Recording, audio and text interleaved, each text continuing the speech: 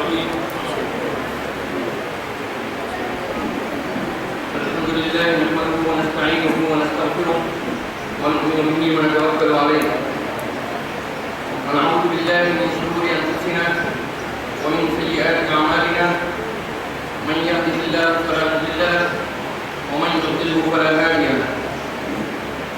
ونشهد أن لا إله إلا الله وحده لا شريك له ونشهد أن سيدنا ونبينا وحبيبنا ومولانا محمدا عبده ورسوله صلى الله تعالى عليه وعلى آله وأصحابه وأزواجه وذرياته وجميع أهل بيته وبارك وسلم تسليما كثيرا كثيرا. أما بعد، أعوذ بالله من الشيطان الرجيم. بسم الله الرحمن الرحيم. رب اشرح لي صدري ويسر لي أمري واحلل عقدة من لساني يفقهوا قولي.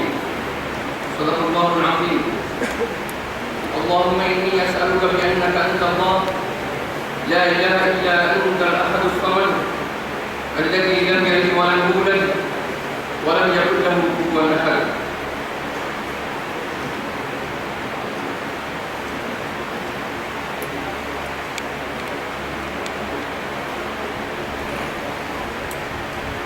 حضرات قابل احترام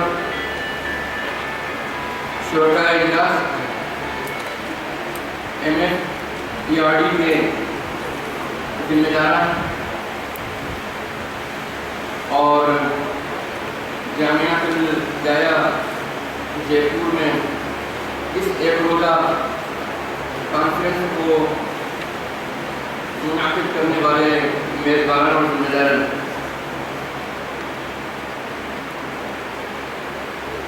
یہ بہت خوشی ہے اور مسرت محسوس ہو رہی ہے کہ آج ہم اس ایک روزہ کانفرنس میں مسلمانوں کا جو سب سے اہم مسئلہ ہے تعلیم کا، اس پر غور و خوض کرنے کے لیے اپنے خیالات اور اپنے افکار اور تجربات کو باہم ایک دوسرے کے ساتھ شریک کرنے اور ایک حل کی طرف پہنچنے کے لیے جدوجہد میں ہم شریک ہیں۔ ہماری دعا ہے کہ اللہ تعالیٰ اس کانفرنس سے نکلنے والے نتائج کو برابر فرمائے اور پوری امت کے لیے کانفرنس کو تعلیم کے اعتبار سے اور ہر اعتبار سے باعث فخر و برکت بنائے۔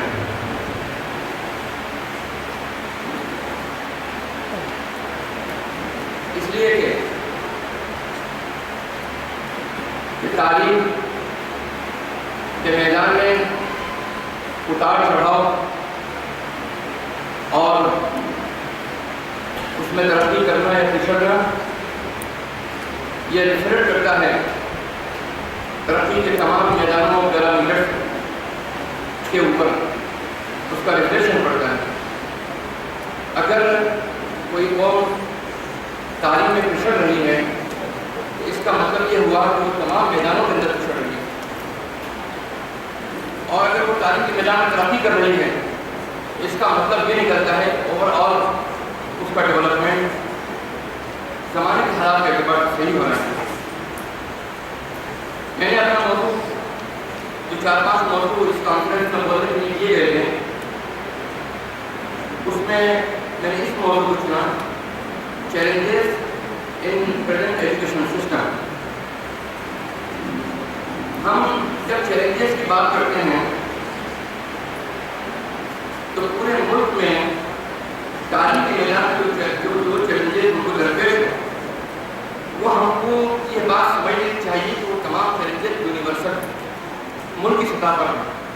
اس ملک میں رہنے والی تمام قومیں ان تمام چیلنجز کو فیس کر رہی ہیں اور مسلمان بھی ان چیلنجز کا ایک حصہ ہے، شامل، اور ہم کو بھی اسی سسٹم سے ایک طریقے سے گزرنا ہے۔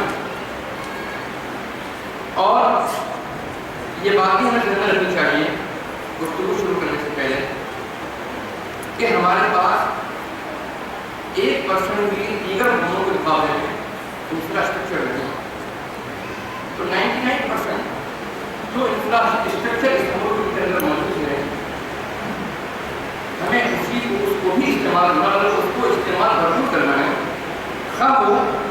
سرکاری انفراسٹرکچر ہو یا کارپوریٹ سیکٹر کا ہو.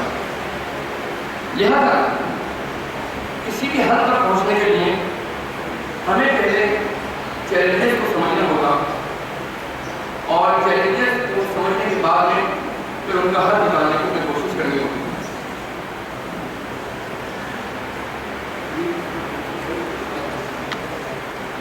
میں اپنی گفتگو جاری رکھتا ہوں کہ ہندوستان میں جو حالات ہیں اور جو تبدیلیاں ہیں جس سے اس ملک کا ہر باشندہ کا اس کا تعلق کسی بھی مذہب سے ہو, کسی بھی علاقے سے ہو, کسی بھی تہذیب سے ہو, کسی بھی زبان سے ہو, امیر ہو یا غریب ہو, ان حالات میں ہمارے سامنے جو بات نکل کر آتی ہے وہ یہ بات کیا ہے کہ یہ چیلنجز جو کہ تعلیم کے میدان میں ہمارے سامنے ہیں وہ کسی کے لیے تو مواقع فراہم کر رہے ہیں اور کسی کے لیے چیلنجز ہیں.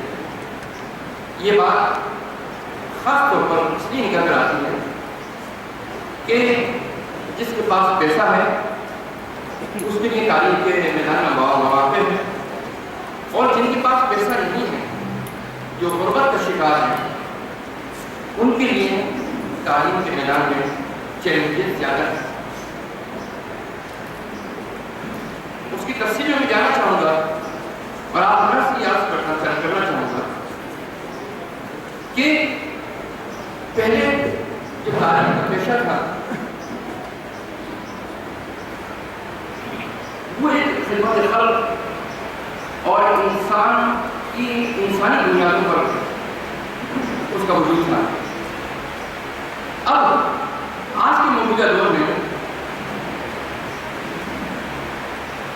ایجوکیشن ایک بازار میں فروخت ہونے والا اور بکنے والا مال بن گیا ہے اور اس کی قیمت باقاعدہ لگائی جاتی ہے اور بڑھائی جاتی ہے.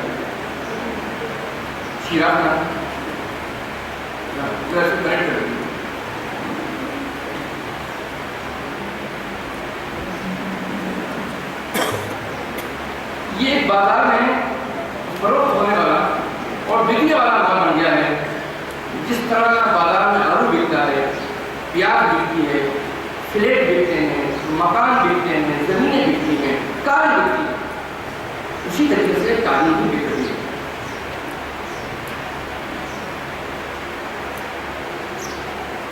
اگر آپ کے پاس کم پیسے ہیں تو آپ اپنا کام 90, 100, 800 سے چل رہے ہیں.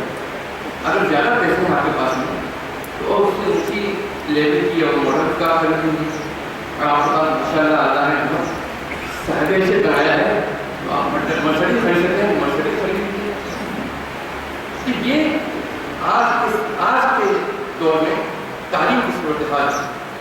جس کے پاس پیسہ ہے وہ تعلیم حاصل کر سکتا ہے اور جس کے پاس پیسہ نہیں ہے وہ تعلیم حاصل نہیں کر سکتا یا اس کے لیے مواقع کم ہے. اس کمرشلائزیشن آف ایجوکیشن کے اندر جو بہت ساری بے درپے برائیاں شامل ہوتی گئیں اس میں ایک برائی اور ستم دری میں یہ بھی شامل ہوئی کہ ہائر ایجوکیشن کو ڈی ریگولیٹ کیا جانے لگا. ڈی ریگولیٹ کا مطلب یہ ہوتا ہے کہ تعلیم سے جڑے ہوئے جو اسٹیک ہولڈر ہوتے ہیں, ٹیچر ہیں, اپنا اسٹوڈنٹ ہیں, مینجمنٹ ہے, گارڈینس ہیں, پیرنٹس ہیں, تو سب کے اپنے اپنے کیا گریوانسز ہوتے ہیں. سرکار نے یہ بات کہی اور یہ بات چل پڑی اور انٹرنیشنل لیول پر چل پڑی, جس کو میں آگے جانے ثابت کرتا ہوں کہ ڈی ریگولیٹ کیا جانے لگا. یعنی پاور کس کے ہاتھ میں رہے گا؟ مینجمنٹ کے ہاتھ میں رہے گا. جب کمرشلائزیشن آف ایجوکیشن ہوا تو فیس کا اسٹرکچر بنانے کا اور فیس اتنی رہے اور اتنی نہیں رہے اس کا احتیاطی مینجمنٹ کو پورے طریقے پر حاصل ہو گیا. اور اس پر ایک اور سطح درج ہوئی اور وہ یہ کہ جب یہ دیکھا گیا کہ ایجوکیشن ایک کموڈیٹی ہو گیا ہے, بازار میں بکنے والا مال ہو گیا ہے, تو ہندوستان کے جو سرمایہ دار ہیں اور عالمی سرمایہ دار وہ بھی اس میدان میں کودے, اور ان کو اس میدان میں کودنے کا جو مقصد تھا وہ پیش نظر میں یہ نہیں تھا کہ انسانی بنیادوں پر تعلیم کے پیاسوں کی تعلیم ان کی پیاس بجھائیں گے, تعلیم کے پیاسوں کی اور علم کا چراغ روشن کریں گے. وہ ایک ثانوی حیثیت ہے اس کی, ان کا مقصد صرف اور صرف پیسہ کمانا تھا. اور پیسہ کمانے کے اندر بھی جب پیسہ کمانا فوکس ہو گیا اور آمدنی کے ذرائع بنانا جب فوکس ہو گیا تو آپ یہ سمجھیے کہ تعلیم جو بنیادی مقصد تھا اس کے معیار کو مینٹین کرنا اور خدمت انسانی کے جذبے سے تعلیم کو فراہم کرنا, اس سے نگاہ میں ہٹ کے چلی گئی. اور اس سازش میں حکومت بھی شامل ہو گئی اور بین الاقوامی یونیورسٹیاں جن کے بارے میں یہ آتا ہے اور آج بھی موجود ہے کہ وہاں فیسیں بہت کم لی جاتی ہیں, حکومت نے اس اسکیم کو علی گڑھ یونیورسٹی, جامعہ ملیہ اور ہندوستان کی تمام سینٹرل یونیورسٹیوں اور اسٹیٹ یونیورسٹیوں کے اندر یہ بات آ چکی ہے کہ سیلف فائنینسنگ سسٹم, یعنی اگر آپ کو فلاں کورس کرنا ہے, آپ کو پسندیدہ ہے, اس کا جو بھی خرچہ یونیورسٹی کا آتا ہے وہ پورا خرچہ آپ کو دینا پڑے. یعنی حکومت نے ایک ہری جھنڈی دکھا دی کہ جو کمرشلائزیشن ہو رہا ہے پس پردہ اس میں حکومت کی ایک طریقے سے اپروول شامل ہے. اب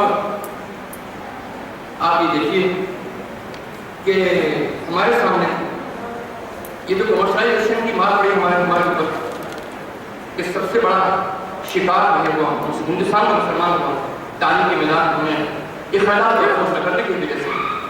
دوسرا, کوالٹی ایجوکیشن کے اندر اسٹینڈرڈ جو ہے وہ برابر معیار گرتا چلا گیا اور معیار گرنے کی جو وجوہات ہیں وہ اپنی جگہ پر ہیں, لیکن یہ دنیا کا مسلم اصول ہے کہ بچے کو اس کی مادری زبان میں تعلیم دینی چاہیے. لیکن آج پوری سماج نے اس کو منظور کر لیا ہے کہ ہم باہر کی زبانوں کے اندر ہم بچوں کو ابتدائی تعلیم کی باہر کی زبان کے اندر دیں گے, جبکہ بچہ جو زبان بولی جاتی ہے گھر میں, محلے میں, شہروں میں, اپنی فیملی کے اندر اس زبان میں جتنی آسانی سے اخذ کرتا ہے چیزوں کو, وہ اجنبی زبان میں کوئی چیزوں کو اتنی آسانی سے اخذ نہیں کر سکتا.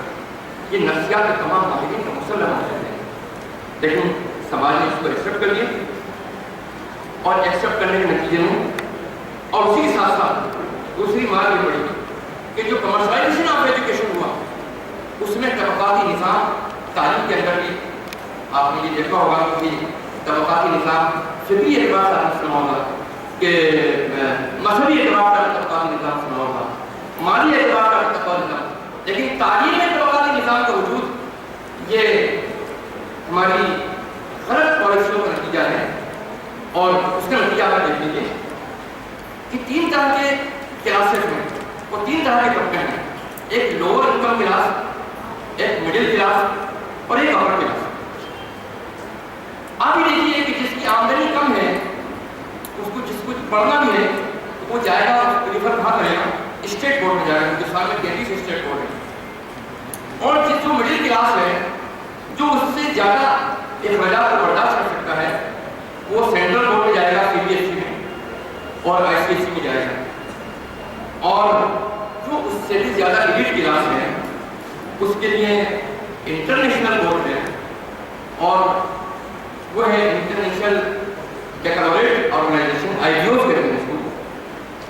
یہ آئی بی اوز کے ہندوستان میں ابھی صرف 400 ادارے ہیں اور انٹرنیشنل بورڈ کی دہلی میں سرکار کا بن چکا ہے اور انٹرنیشنل تعلیمی اداروں کا ریگولیشن وہ دیتا ہے. تو ہم نے جہاں سماج میں دوسرے اعتبار سے تقسیم کی, علاقوں کے اعتبار سے تقسیم کی, مذہبوں کے اعتبار سے تقسیم کی, ہم نے تعلیم کو بھی بانٹ دیا، جو کہ ایک عام تھا، سب کے لیے امیر و غریب سب کے لیے اس کے دروازے کھلے ہوتے ہیں. ہم نے کہا کہ نہیں، تمہارے لیے سب کے دروازے نہیں، امیروں کی دوسرا جو ہے محل ہے، مڈل کلاس کے دوسرا محل ہے، اور تمہارے لیے یہ چھوڑا ہے، غریبوں کے لیے چھوڑا. اب آپ دیکھیے کہ 3 اسٹیک ہولڈر ہیں ایک طریقے سے تعلیم کے میدان میں. ایک اور تینوں کے نظریات اور ٹرینڈ کے میں آپ کو بات بتانا چاہتا ہوں. اسٹوڈنٹ ہے جو بھی ایک اسٹیک ہولڈر ہے، اس کی توجہ تعلیم کے معیار سے ہٹ کر صرف اور صرف میں مارکس کتنے زیادہ لیا اس کے اوپر توجہ مرکوز ہے. وہ پڑھائی کا بھی طریقہ ایسا ایجاد کرنے میں لگ گیا ہے اور اس میں کامیاب ہوتا چلا جا رہا ہے کہ کم سے کم پڑھائی میں امتحان کے کمپٹیشن کو کیسے کلیئر کروں، اس پر اس کا فوکس ہے. آئیے ٹیچروں کا حال سمجھ لیجیے اور سن لیجیے. اور ٹیچروں کا حال یہ ہے کہ وہ کلاسز پر اور کلاسز کی پڑھائی، کلاس روم کی پڑھائی کے اوپر ان کی توجہ کم سے کم تر ہے، اور انہوں نے اسکول کو اپنے کوچنگ سینٹر چلانے کے لیے ایک طریقے سے ایک سیڑھی بنایا ہوا ہے، ذریعہ بنایا ہوا ہے، اور ان کی ساری توجہ ٹیچروں کی کوچنگ کلاسز چلانے کے اوپر ہے. اور یہ بات خود جے پور میں، کیا پورے ہندوستان کا جے پور کے اندر ہم نے اپنی آنکھوں سے دیکھی ہے، عام ہے کہ اس کا جو ان پٹ ہے چونکہ اسکول سے ہے، اس کی جو آمدنی ہے اپنی کوچنگ کلاسز سے وہ 10 گنا زیادہ ہے بمقابلے اس آمدنی کی جو کہ اسکول سے مل رہی ہے.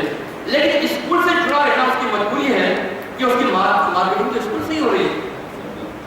اب آپ آئیے اداروں کے عملوں کو دیکھ لیجیے، ان کا کام ہے تعلیم کو بیچنا بہت ہی ہائی ریٹس کے اوپر اور اونچی بولی کے اوپر.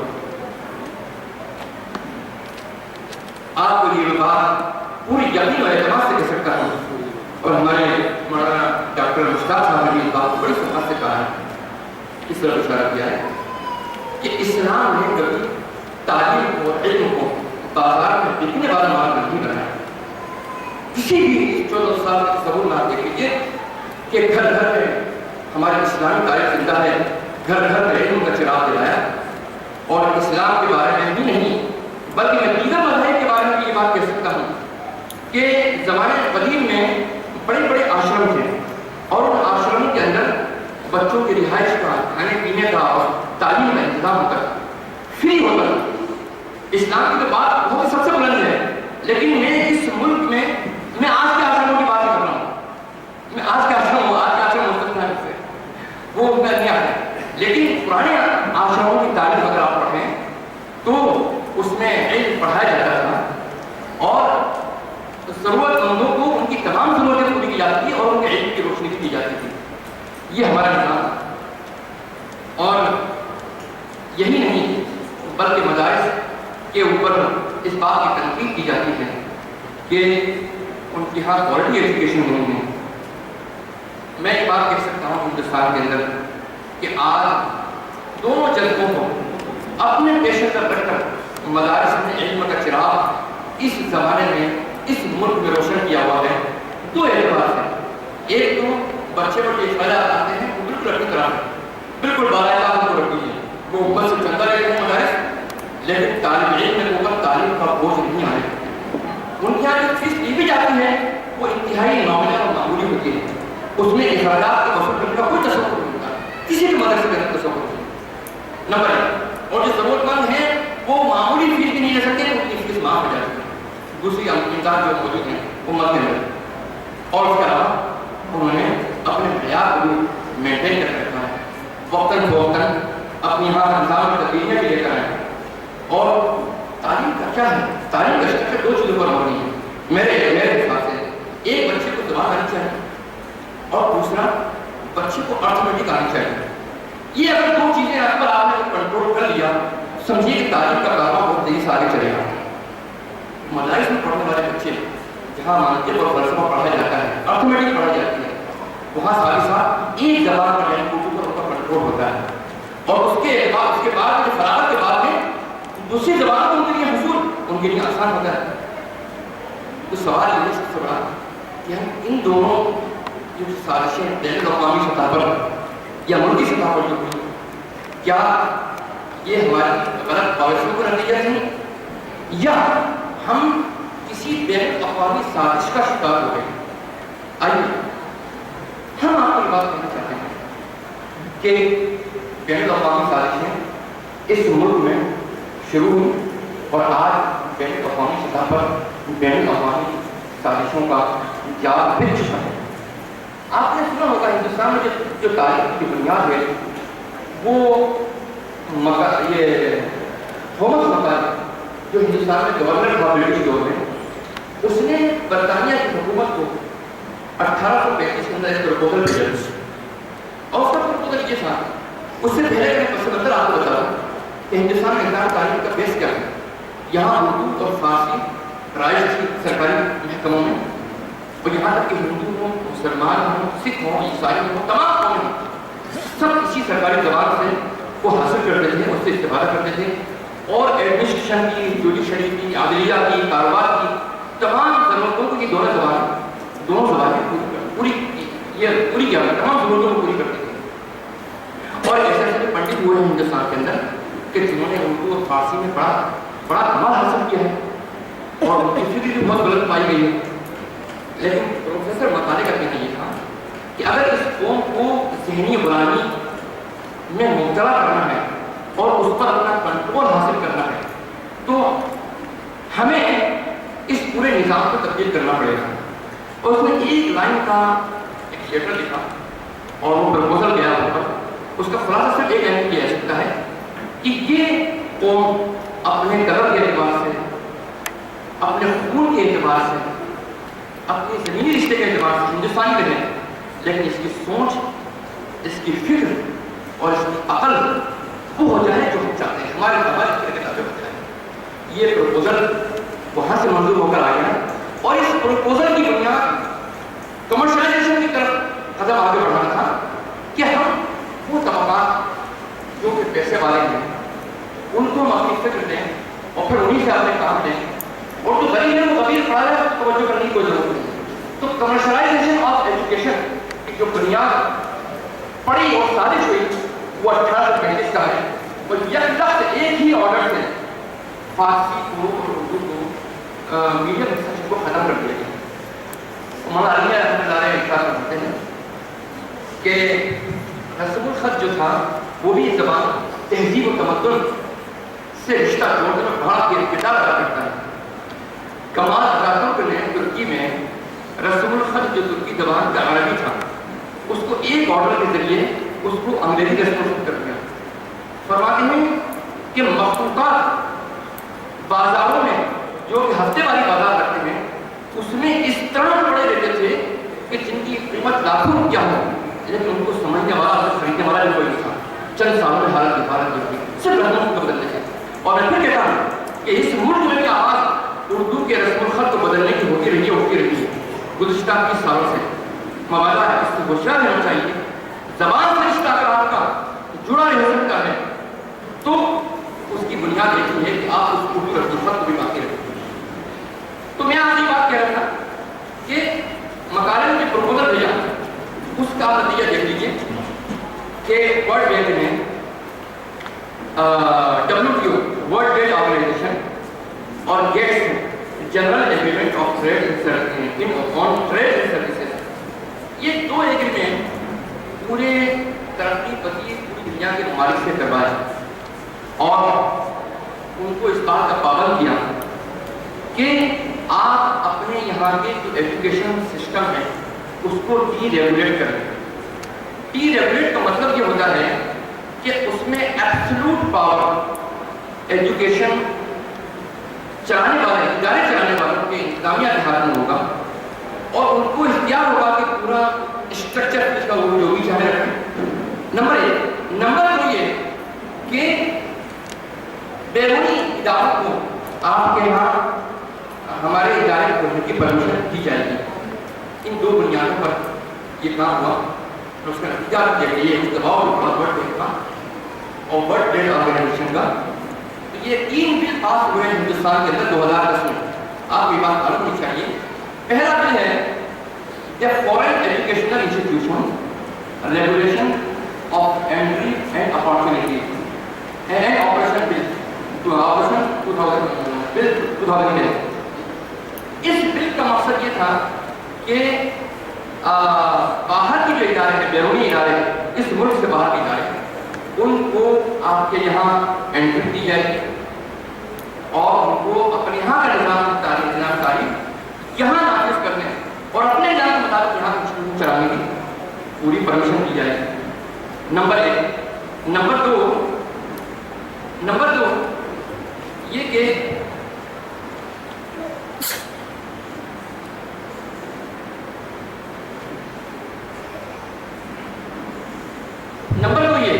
दूसरा बिल जो आया वो ये आया कि यूनिवर्सिटी फॉर इनोवेशन बिल 2010 एक बहुत ही आला किस्म की है, इनकलाबी निज़ाम की हामिल यूनिवर्सिटियाँ हिंदुस्तान में कायम की जाएंगी और उसमें बाहर की ममालिक भी कायम करेंगी और खुद हिंदुस्तान की यूनिवर्सिटी को कायम करेंगे। उसमें कॉर्पोरेट सेक्टर का भी एक ऑप्शन है, वो भी अपना पूरा पैसा लगा सकता है और इस पर हमने काफ़ी गुफ्तगू इससे पैदा की है, उस पर अभी गुफ्तगू करने का मौका नहीं है। और इस बिल में ये गुंजाइश है कि निज़ाम पूरा आपके हाथ में होगा और इन तीनों बिलों की एक शिक आप देख लीजिए कि इन तीनों बिलों का जो खास बात ये है कि आपको इंतजामिया के खिलाफ और मैनेजमेंट के खिलाफ कोर्ट में जाने के दरवाजे अब बंद कर दिए गए हैं। अभी चल रहा है सिलसिला एक पुराने सिस्टम के तहत में, लेकिन अगर आपको कोई शिकायत है इंतजामिया से तो एक ट्रिब्यूनल कायम कर दिया जाएगा, वो भी बिल पास हो चुका है, ये एजुकेशन ट्रिब्यूनल बिल 2010। इन तीनों बिलों ने आखिरी